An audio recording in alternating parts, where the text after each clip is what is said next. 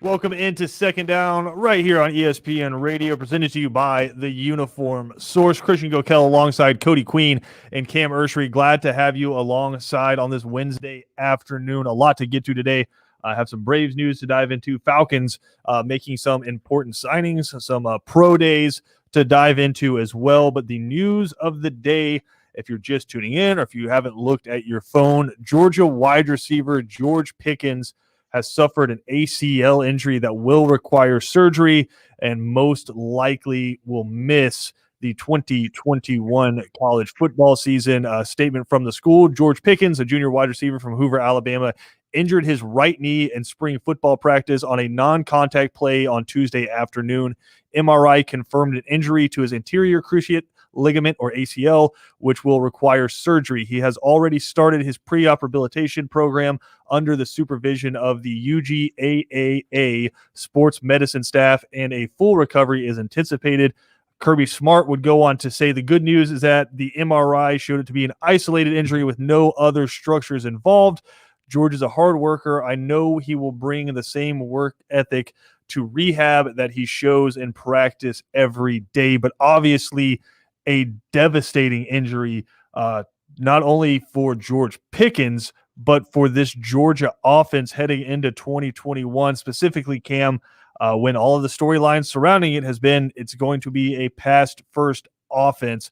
I don't think you can understate how big of a blow this is for Georgia. Yeah, this really sucks. I hope he recovers fast. It really does. And dang, when I saw this morning, I was like, man, that changes a lot about what I think about this season now. I mean, because essentially Jermaine Burton is probably your number one, which I like him, but I thought Pickens was going to have like an All-American type season, bounce back. Yeah, it just sucks, man. Injuries suck. Just hoping for a speedy recovery. Well, that was my initial thought, right? Is one of the storylines has been all offseason around Georgia depth, right? You have all these skill players, you're stacking recruiting class on top of recruiting class on top of recruiting class. You have guys, and that's why Georgia's going to be so explosive. So my first thought was, all right, George Pickens goes down, but if just look in the wide receiver room, you still have Jermaine Burton. Like Cam said, you're theoretically getting Dominic Blaylock back from his own ACL injury, but a couple years ago, I would argue he was the best receiver on Georgia's team his freshman year. You still have Kearis Jackson, who is the leader of that wide receiver room. A lot of people are really excited about Arian Smith. You saw him in his limited time, just a highly explosive wide receiver. John Fitzpatrick is still a great tight end at Georgia. Darnell Washington, a lot of people are expecting him to have a good year. And so I didn't want to get caught up in my own myopia of this, just thinking, okay, George Pickens is out, but next man up. I wanted to reach out and ask somebody. So I texted somebody that's pretty close to the program, and I asked, am I foolish or arrogant if I say, yeah, George Pickens getting hurt sucked, like Cam said, but I don't think it'll affect their national championship run too much? And he said, yes, you are extremely foolish. If you don't think George Pickens getting hurt is going to have a severe effect on Georgia's national championship run, you're foolish. And I think he's right. And Cam, I look back at it and I say, it's really easy to talk about all the depth Georgia has when you're at full strength. But how does that change when you say you have George Pickens and Jermaine Burton, Arian Smith, Kearis Jackson, Darnell Washington versus you don't have George Pickens, but you have Jermaine Burton, Kearis Jackson, Darnell Washington, Arian Smith, right? Like, it's a completely different conversation that you're having now. I'm not ready to say it's unovercomable for Georgia. I mean, Alabama went through the meat of their schedule last year without Jalen Waddle, who before he went down was the best wide receiver on Alabama. And then obviously Devonta Smith exploded when he saw his rep share go up. But I don't know if either one of those guys were as good as those two guys at Alabama, right? I don't know if I'm ready to say that. Yep. So I think, Cody, losing George Pickens right here is going to be real tough for this Georgia offense to overcome. Luckily, you still have a ton of other talented guys, but if you're trying to make that push to the playoffs, this is a tough injury. This is 2 years straight that a wideout on Georgia has suffered an injury. Last year was Blaylock, right? Yep. And it's the SEC championship against LSU. Yeah, it's unfortunate to see something like this with a kid who was probably going to get drafted pretty high. And hopefully this doesn't really render what's going to happen. Hopefully he has a Nick Chubbish kind of thing, gets injured, comes back, still balls out, you know, that's a whole nother conversation. I don't know if he comes back. Because that's the Bulldog mentality. I think we might have seen the last game of George Pickens. You know, because we thought almost the same thing with Chubb almost. But he came back, wanted to be with the team. I feel like Pickens might do the same thing, boost his draft value, hit a little more, and probably ball out, because I think JT's hopefully won't leave this year and give himself another year. I'm thinking this team wants to stay together for a national championship. I think it's for this team that they have right now is national championship or bust. And to see Pickens fall down like this is just like you're saying, you're full saying this isn't going to affect anything. Now you got Kentucky licking their chops. Now you got UF licking. I don't even necessarily think it's them. I think it's Florida. I think and I know you never want to beat somebody because of an injury, but I do think this brings Georgia back a little bit closer to the pack. Where again, you have George Pickens in that wide receiver room. I think you're saying Georgia's the clear favorite to win the SEC. Yeah, like far and away the clear favorite. I think that brings them back a little bit. And then Florida, you start seeing guys, they've brought in a couple 5-star transfers. You start seeing what those guys can do. I think that brings Florida up a little bit. But just getting back to the Georgia offense and how that's going to affect them, when you have a George Pickens out there, you have to put 2 guys on him. Right, he's just that good of a wide receiver. You saw what happened to Baylor when they didn't do that. They tried to play zone coverage, and you just got picked apart. I think well over 200 yards for George Pickens in that game. But when you have him out there, you have to devote 2 guys to him, and so that allows Jermaine Burton against Mississippi State to have one-on-one coverage down the sideline where JT Daniels can just go bombs away. So now you have to find that guy on the outside. Flip side of that, you've lost a couple of receivers now to transfer. Matt Landers is out the door, and I know Georgia fans have mixed opinions about Matt Landers, but that becomes more significant now that you see he's gone. But you do still have guys like Demetrius Robinson who are there. James Cook's going to be able to catch the ball out of the backfield, but just in terms of a guy you can stand on the outside and he can beat you deep. He can beat you coming across the middle. He can take a jump ball away from you in the red zone. I mean, this one really hurts. And even outside of that, Cody, I can't remember the last Georgia wide receiver who had the attitude of George Pickens, where it was just a true number 1 wide receiver attitude. I know you get kicked out of the Georgia Tech game and then suspended for the SEC first half of the SEC championship for getting into a fight with a Georgia Tech DB, but still, I just can't remember the last Georgia wide receiver who had that dog in him, right? That was just, I'm a superstar. I know I'm a superstar. Give me the ball. I'm going to flip the ball to the ref. Like, I know some people that's not for them, but I like it. I was gonna say, I think you need a wide receiver that has that kind of swag. It's just like you need a linebacker who's just nasty, right? You need these kind of players on your team. And I can't remember the last Georgia wide receiver who really had that dog. I'm not saying Georgia hasn't had good receivers, but I'm just talking about I'm that dude. Like AJ Green comes to mind immediately for me. Yeah. Like he had that mindset that I'm that guy. No matter who you put on me, I'm gonna cook you. Now I think Jermaine Burton's got a little bit of that in him, and I think some of these other wide receivers. Watch out for Arian Smith. Okay, because I think this opens the door for him. I think what you're probably going to end up seeing now is them kind of rotate these guys between the X and the Z, your flanker position, right? I think you're going to see all these different guys. Jermaine Burton, I think, now becomes your number 1. Dominic Blaylock, depending on his health, he's going to see the field a lot. But Arian Smith in that slot, or you kick him out on the near side of the field on the sideline, the fastest player on Georgia's team. Like, no questions asked. And so he's going to become, I think, if you think back to Henry Ruggs, that style of player, I don't know if he's going to be that good, but that style of player, like does that fast. I mean, he has Henry Ruggs speed. Yeah. And so I think that opens the door for him. But on the flip side of this, and this is kind of where I wanted to take this conversation, you still have the running backs. Oh, and you have 5 scholarship running backs, 6 that could play anywhere. Yeah. I think BJ said that there are 7 players returning in the SEC that had over 250 yards last year, and Georgia has 3 of them. So like that, you got some depth. I mean, one of them was Dejon Edwards, who like barely saw the field, but had a couple 100-yard games, right? He had 2 100-yard rushing games in the SEC against Missouri and against South Carolina, right? Like that's nothing to shake your head at. He's maybe your 4th or 5th best running back. I know Kenny McIntosh is a little bit banged up right now, spring injury, but they don't believe it's going to be anything that's going to keep him out of the fall. But still, I know it's a crucial injury for Georgia, and one of the best players in college football is now out, and that's hard to overcome. But I mean, Jalen Waddle went out for Alabama last year. and they were still able to do what they were able to do. So That's if you're true. going to compete at the highest level, you have to be able to absorb injuries like this. And I think Georgia's got the ponies to do it. I obviously, whenever I found out, I went on ESPN, read the article, and then I went right over to our good friend Brooks Austin. He already has something up saying, "What does UGA do to replace Pickens?" Go up there and read it. He also came on the show not too long ago saying that there's going to be 2 wide receivers going to have 1,000 yards. That's. Do you remember that? His prediction is probably changing now. No, now it's changing. Yeah, it's going to be one now. I think it was Pickens and Burton that were his 2, and obviously Pickens out now. But Brooks is going to join 3 and Out coming up at 3:20. Oh, really? Yeah, to break down the ramifications of that. We'll talk to him about that. Also, home team Brandon Lee from 680 The Fan. We'll dive into that a little bit with him as well. But Cam, I look and I'm thinking it sucks to not have him out there, but I'm not ready to say this eliminates Georgia from the college football playoff race.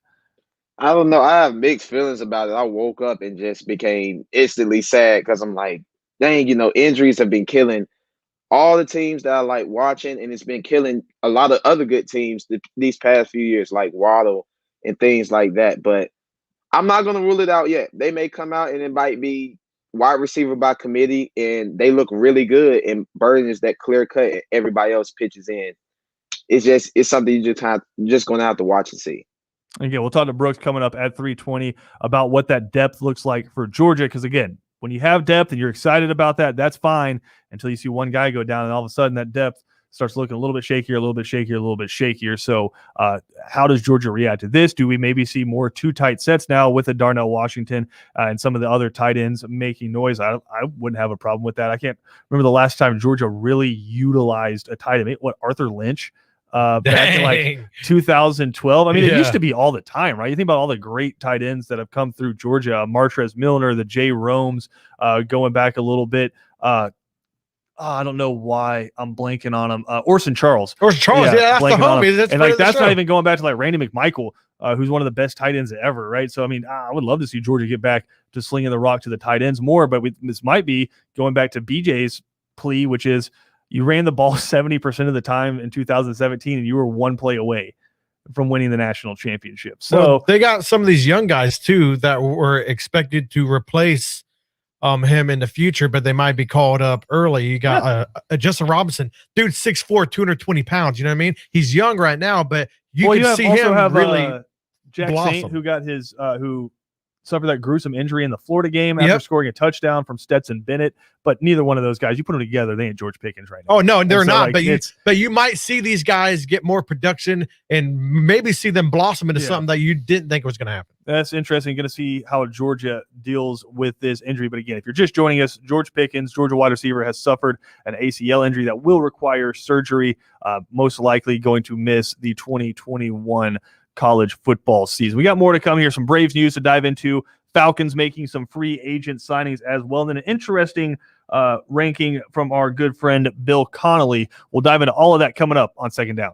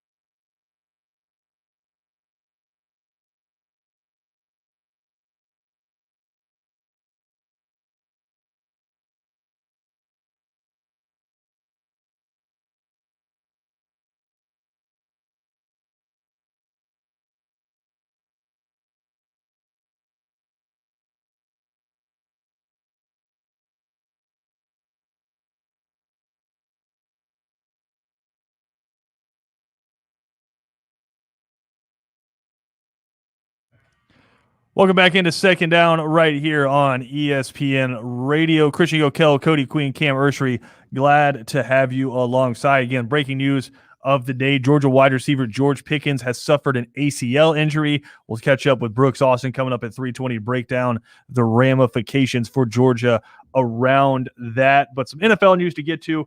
Yesterday, the Atlanta Falcons signed a deal with running back Mike Davis, 2 years, $5.5 million for the former Carolina Panthers running back. I remember, Cody, he kind of came into prominence in the league when Christian McCaffrey went down, and he started balling out for the Carolina Panthers. So now looking like probably not bringing back Todd Gurley, who may be the oldest 26-year-old I've ever seen in my life.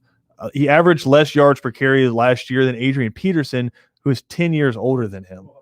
I mean, or St. Louis also ran him into the St. Louis and LA, yeah. So the Falcons bringing in Mike Davis. I think that's a good signing, Cam. I think you should definitely go after another running back in the draft. I think a guy in the second round like a Trey Sermon, or if Najee or Travis Etienne are still there, definitely makes sense to me to grab one of those guys. But I think Mike Davis, whether or not you sign another running back, a guy who can handle the load. Oh, man, I love it. When I saw it yesterday, I was super excited. Got him for dirt cheap. He's from Atlanta. Went to Stevenson High School. I love it. I really love it. Big physical back. Had 1,000 yards from scrimmage last year. I really do like the site. It's showing me, Arthur Smith, he had Derrick Henry last year. Clearly, Mike Davis is not Derrick Henry. But, just a big physical running back to do some things that he likes to do.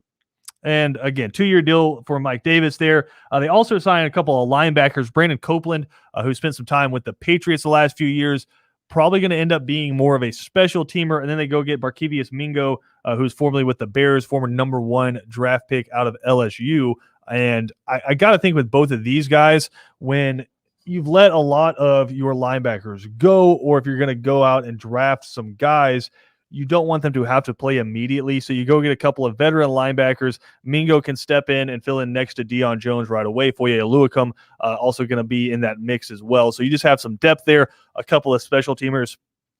I think those are both fine signings. But I've seen some interesting mock drafts because we were right in the middle of mock draft season. They're just getting wild and wilder the closer we get. I think the latest one, and they talked about this yesterday on 3 and Out, the latest one from Mel Kiper, where he has 4 straight quarterbacks going in the top 4, and then Penei Sewell dropping to, I believe, 9 in his draft. I told Kevin, if Penei Sewell drops to 10, I'll let him tase me. And I said, I'll buy the taser. Like, no, I have one. Oh, okay. Yeah, like he can tase me. No, we want the powerful taser. We don't want none of the Yeah. shitty. Yep. No, he could literally, if Penei Sewell drops to the top to 10, Kevin can tase me. And I put that in writing.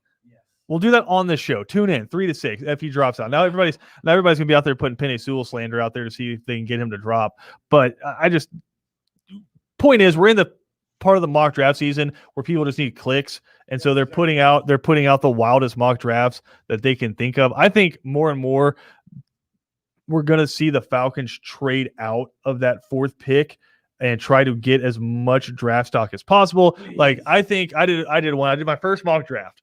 And I think the thing that would make sense to me, the Eagles feel like they need to jump up into the top 4 to grab somebody, whether it's the wide receiver of choice or whatever. All right, give me your first and your second.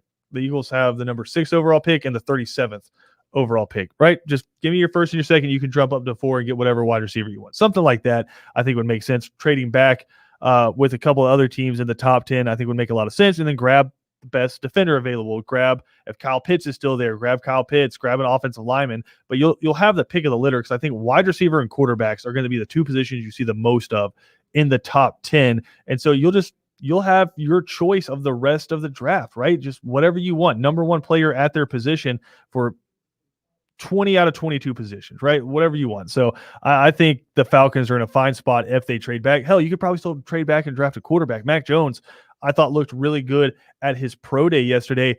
The one that I keep seeing that's starting to drive me up a wall, though, and I'm curious to see y'all's thoughts about this. I keep seeing trades between the Atlanta Falcons and the Carolina Panthers, where they let the Panthers jump up to 4, get some draft stock, trade back to 8. You'll still have a top 10 pick. You'll have some more draft capital on the back end. I don't care if the Panthers offer me a second-round pick this year and a first-round pick next year. I am not allowing the Carolina Panthers to trade up with me to draft a quarterback I'm going to have to play twice a year for the next 15 years. I'm not doing it. I'm not letting them trade up to draft their next franchise quarterback when they haven't been able to figure it out since Cam left. I can't do it. I don't know if that makes me crazy. I don't know if that makes me a little paranoid, but Cam, I just can't sit there and watch, say it's Justin Fields, throw 4 touchdowns for 400 yards against the Falcons and be like, hey, look at all the memes on Twitter. Remember when the Falcons traded with the Panthers so they could draft this guy and now he's cooking them? Yeah, that's the sole reason why I want to get a quarterback. I think I love Matt, but you guys know I'm still stuck on that. I want to get a quarterback for the future. That's me. But if we traded with Carolina, I would probably lose my marbles. Like, why would you do that and then get the guy to just cook us and we're kind of just stuck in one place? Well, that's the thing, because the difference between being picked number 8 and number 4 for the quarterbacks is tremendously. So if you do that, they're probably going to get obviously a way better quarterback instead of just taking a chance on Trey Lance or something like that. As some of that you got to try to build around. Now you're in contention of probably getting Fields or something like that, and you're going to be playing them twice a year for the rest of your lives. I agree with Christian. Why? Don't even block their number. You know what I mean? I mean, block their number, ghost them. Don't even, if they're giving you a you up text during the draft, ignore it. Block them. No, don't do it. Do not trade with your enemies to try to make them better. Do not do it. You see that 704 number pop up on your on your phone? Just go ahead and send that one to voicemail. We're good. We're good. Like I said, unless they're willing to do like a Herschel Walker trade or like a Ricky Williams trade where they trade everything for a couple of drafts to move up, which they won't. But if they're willing to do something like that, sure, fine, whatever. Give me a couple of first-round picks in the rest of your draft for the next couple of years. Sure, something like that, maybe. But still, there's no position more important in any sport than a starting quarterback in football. It would, like Cam said, drive me up a wall if I saw the Falcons make a trade with the Carolina Panthers. Luckily, Terry Fontenot, from his track record and as smart as he seems he is, I don't believe that's something they would do. Again, unless it's something they feel like they can kind of gut the Panthers and get one over on them. If they're not sold on some of these quarterbacks or they feel like Matt Ryan's the guy for the next couple of years, I don't know. But I can't wrap my mind around the Atlanta Falcons trading up or the trading down and letting the Panthers jump into that spot and draft their quarterback in the future. That I can't do. Cam, transitioning here, the Atlanta Hawks, they are playing the Sacramento Kings tonight at 10 o'clock. They just suffered their first loss in 9 games to the Los Angeles Clippers, 119-110 a couple nights ago. Before that, like I said, they had won 8 straight basketball games, now 22-21 on the season, currently sitting in 4th in the East. And I don't know if it's a coincidence or not that they went on that streak after we pretty much came on here and buried them on the show. I shouldn't say we, I'll say me. I'll say me. I'll be the first one. I'll be the first one to stand up and admit it. I buried them on the show, and now they're potentially hosting a playoff series. Yeah, 4th seed. I kind of figured. I didn't think it was going to be this good, but with Nate McMillan, he's a really good coach. He was good at Indiana. The Hawks they're doing good things. Now, they blew that lead the other night by 22, but we'll let it slide. They won 9 games in a row. They kind of overachieved with that. Now they're going through an easier stretch with the Kings and Warriors. They could probably pick up those 2 wins. They look pretty good. What's been the biggest shift in your mind? I mean, it's still the same players that are out there for the most part, right? A lot of the guys who are hurt, you really haven't gotten them back all the way yet. So it's still pretty much the same 5. I know Snell's come on really big for him here. Collins is playing better, but I mean, Trae Young has been playing out of his mind. What's been the switch? You have a better coach. They're just playing better defense. And then if you look at Trae, he's a little bit more efficient. They're not putting as much on him as they were before. Just better team ball is probably a breath of fresh air. I'm not saying a coach getting fired is the best thing, but clearly in this situation, it was this time. But it's just better coaching at the end of the day. Okay, a couple weeks ago when we talked about this, I think we pretty much all agreed, yeah, they're probably going to make the playoffs, but they're getting put out in the first round, probably not winning a game. Do you want to change that statement? No. Because I mean, they would be playing the 5 seed.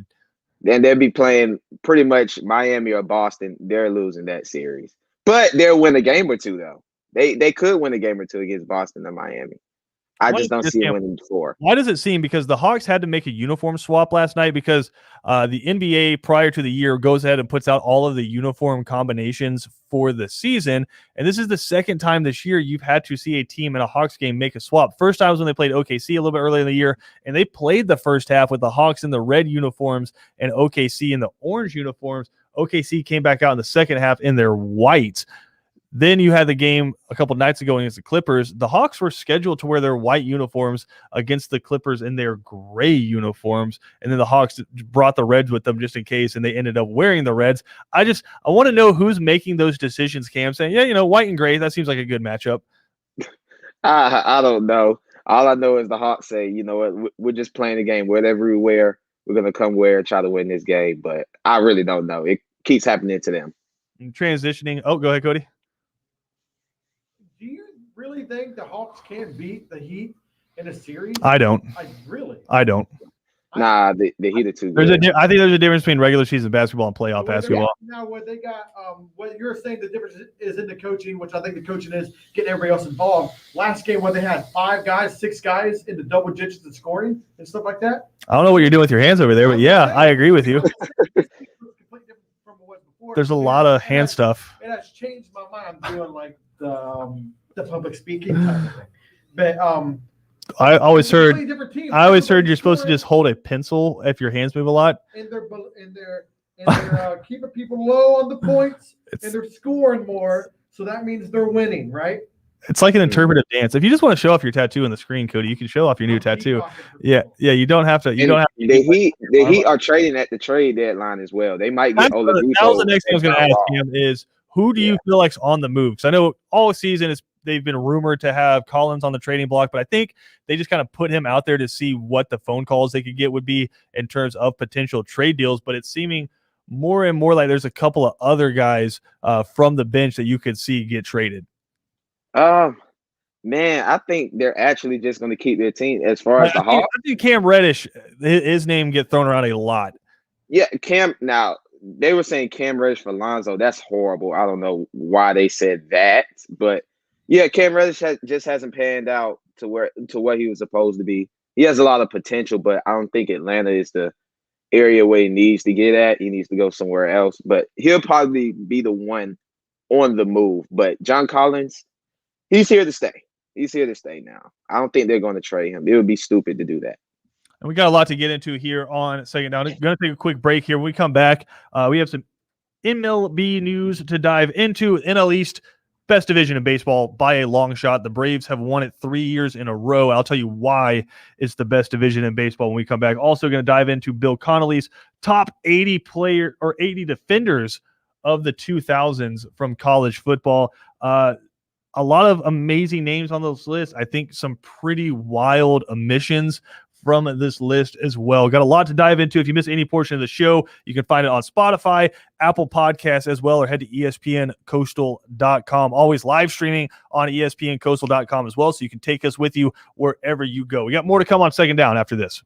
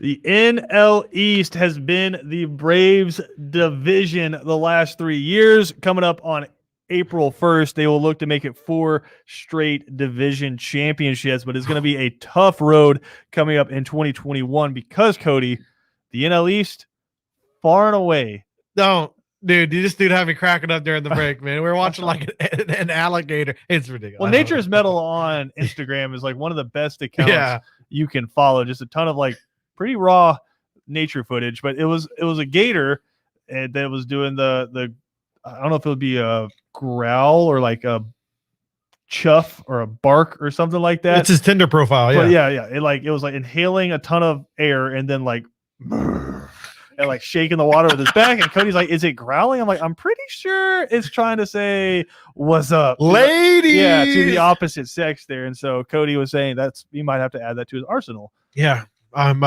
got a date soon, and I'm just gonna do exactly what he was doing. I'm gonna invite her to the pool and just go crazy. Yeah. Cam, I hope you have bail money ready to roll. But again, the NL East, clearly far and away to me the best division in baseball. I don't think it's really close, just in terms of the depth in which 4 teams have a legitimate shot of winning this division. And one of the biggest reasons why I think came across when ESPN put out their top 100 players coming up for 2021, ESPN's MLB Rank 2021 is what the article is called on ESPN.com. But 5 of the top 10 players in Major League Baseball, according to ESPN.com and their experts, reside in the NL East. Yep. Luckily, 2 of them play for your Atlanta Braves. Freddie Freeman came in at number 7, the reigning NL MVP. Ronald Acuna Jr. came in at number 4. Of course, Mike Trout, number 1 on that list, but fascinating to me, Cody, to see the NL East with 5 of the top 10. Juan Soto was number 3, so actually a spot above Ronald Acuna, which that's becoming kind of a consensus around Major League Baseball, is that Juan Soto is kind of that next guy in line to be behind the Mike Trouts in terms of just best players in the league. I think Mr. Acuna might have something to say about that. Acuna was 4. Jacob deGrom came in at number 6, where I'm never going to argue against Jacob deGrom because I've just seen him devastate the Atlanta Braves too many times. Freddie Freeman, as we mentioned, was number 7. And then Francisco Lindor with the New York Mets came in at number 10. So it's going to be a tough road there, Cam. But again, the Atlanta Braves had 2 out of the top 7. Also have Ozzie Albies at 35. Marcell Ozuna was ranked number 40. Max Fried all the way down at 62. I think some folks might be underrating Mr. Fried down there. Soroka, even injured, comes in at number 78. Dansby Swanson, surprisingly, 80. And then at 99, Ian Anderson, who is still technically a rookie, coming in at 99. So I'm feeling pretty confident, even as good as the NL East is going to be in 2021, that the Atlanta Braves should absolutely be the favorites. Agree. Make it 4 years in a row. Make it 4 years and a chance to go to the World Series. Just got to get through that one team, and we know that one team. We don't have to name them. But at least Atlanta is really deep, talented, got a nice group, and they're still young. And like we said during the pandemic, we really love their team chemistry. They really love playing together, and that's awesome. He said, make it 4. You know what? 5, 6, 7. All right, LeBron, calm down. But that being said, Cody, how excited are you? Because we also have some other Braves news. Not Max Fried. Kyle Wright has been optioned, and so that clears the path now for the Kentucky waterfall of Bryce Wilson to come in as your 5th starter for the Atlanta Braves. I mean, regardless of his performance, Cody, how excited are you to see the Tennessee mudflap come out there, right? The Kentucky waterfall, the business in the front, party in the back, on the mound once every 5 days for the Atlanta Braves. So I show my son, I tell him, I was like, you don't want to see what a prime human being looks like? I'll show him right. And that's it. No, Bryce Wilson. Oh, Bryce Wilson, my bad. I show him Bryce Wilson with the flow of the mane and he and the beautiful serious. top. Yeah, he took it serious. Oh, he takes it serious. He had like the faded up sides, Cam, with like the curly hair coming out of the back. I mean, that's intimidating.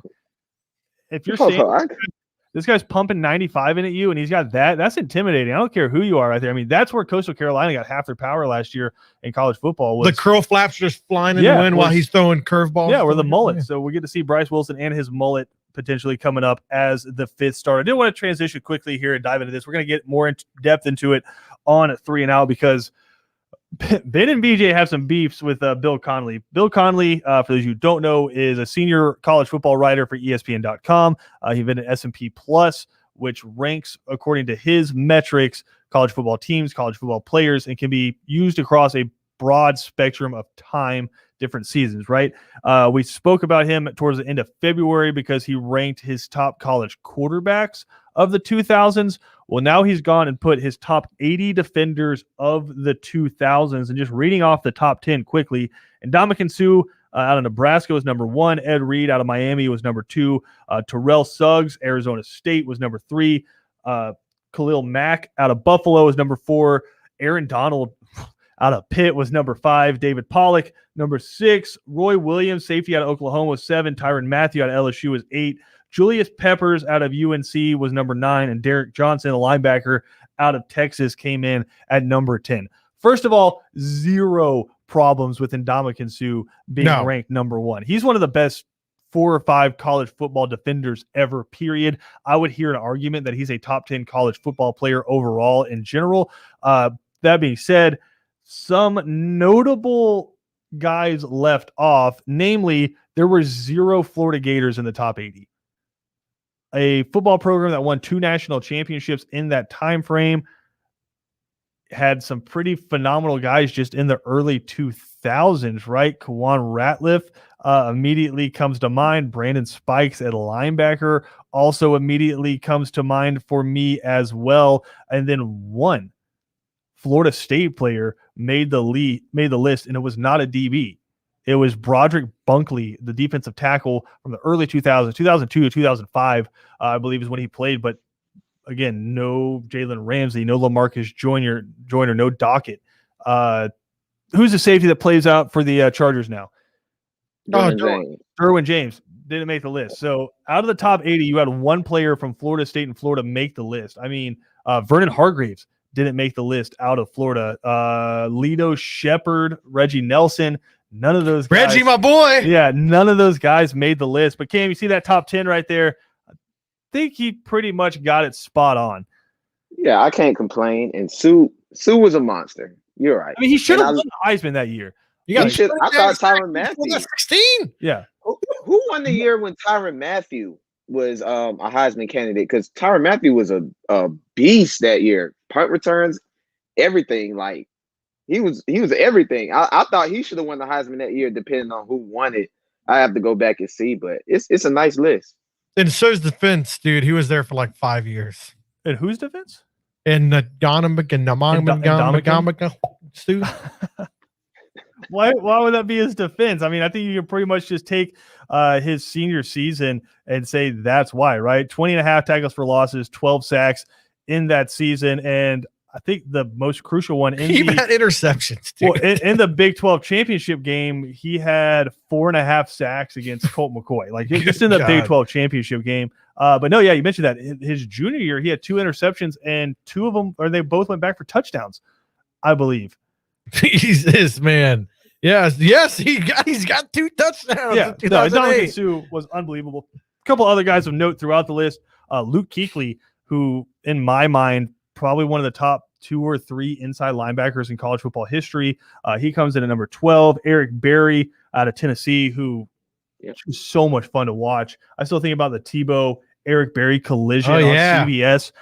He comes in at 16. Glenn Dorsey out of LSU comes in at 20. The late Sean Taylor comes in at number 24 out of Miami. Georgia fans will agree with this one. Jarvis Jones comes in at 27. Just that final year with him at Georgia, where you lose to Alabama in the SEC championship game, but you just have him completely take over the game in Jacksonville, and he dominated Alabama's offensive line that entire game in the SEC championship.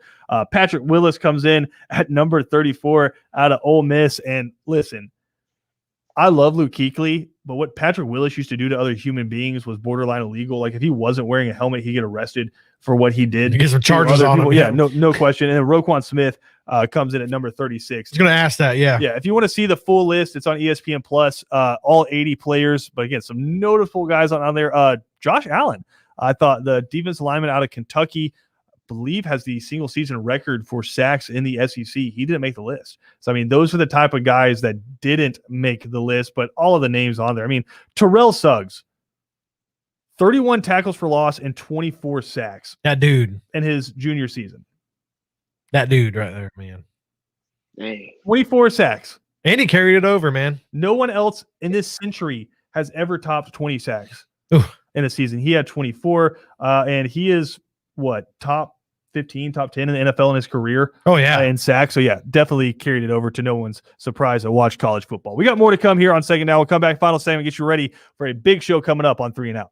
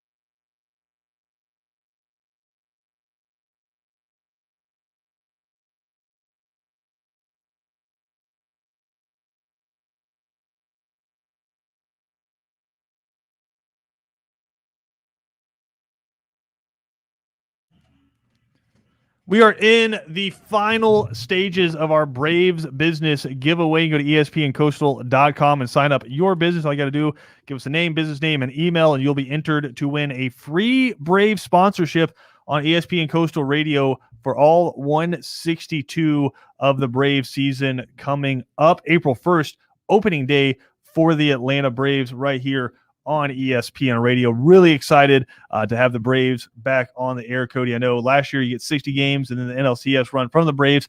It's going to be so good to have all 162 back coming up this season for the Atlanta Braves. Also, big show coming up today on 3 and Out. We mentioned Brooks Austin, Dogs Daily on SI.com. Going to hop on, discuss the news of the day, which, of course, George Pickens suffering the ACL injury. Don't know how long he's going to be out, but it's looking like it's going to be for the 2021 season. So we'll catch up with Brooks Austin and talk about that coming up in the 3 o'clock hour. In the 4 o'clock hour, we'll catch up with home team Brandon Leak, 680 The Fan, talk about the Falcons' latest signing. Mike Davis on a 2-year deal. Also grab a couple of linebackers in Brandon Copeland and Barkevius Mingo. Then we'll talk about the Atlanta Hawks, see where his head is at on that after they blew a lead a couple of nights ago, but had won 8 straight games to get themselves to 4th in the conference. I mean, Cody, the Atlanta Hawks could potentially be hosting a playoff series. It might not go their way, but I mean, stop saying that.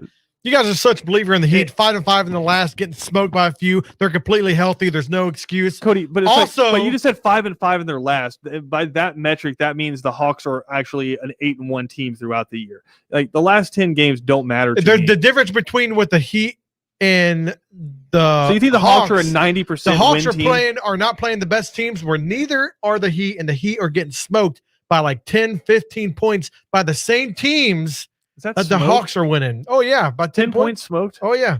That's kind of like what happened to the Hawks last game. Like they got outscored by 17 points in the 4th quarter, and that's why they lost against the Clippers. So guess what that means? You got smoked, son.